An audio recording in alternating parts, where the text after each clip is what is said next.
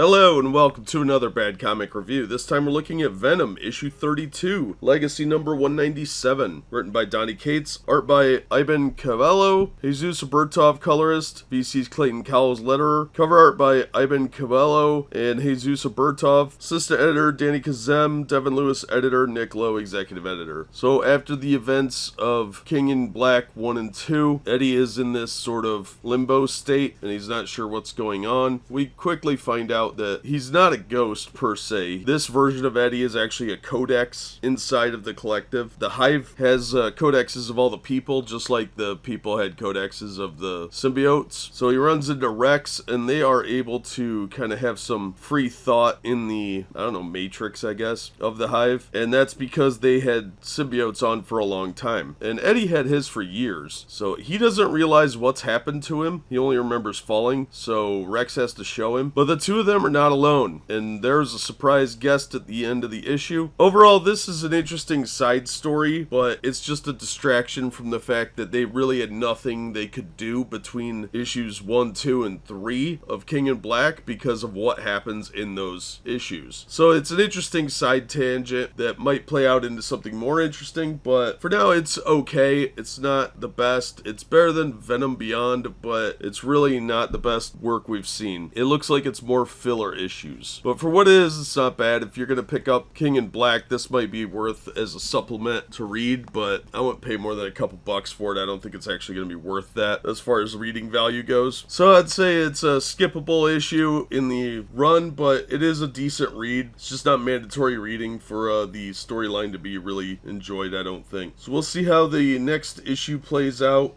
Could be pretty fun, but in the meantime, it's worth reading, but it's not worth tracking down. If you come across it, fine, but if not, I've read better, I've read worse. The cover is really good though, and it does kind of relate, but Eddie's never in the symbiote. He is mostly just running around in his underwear, and I don't think that really helps to be deceptive like that, where it implies that you're wearing the costume when you're not. Another strike against the book, but an interesting story, but just nothing spectacular. That's gonna do it for this one. Thank you so much for listening and supporting the channel. If you enjoyed the video, please hit the like button, and don't forget to subscribe so you don't miss future reviews. If you'd like to help the channel out in other ways, links are in the description to various support methods, and as always, we hope to see you on the next one.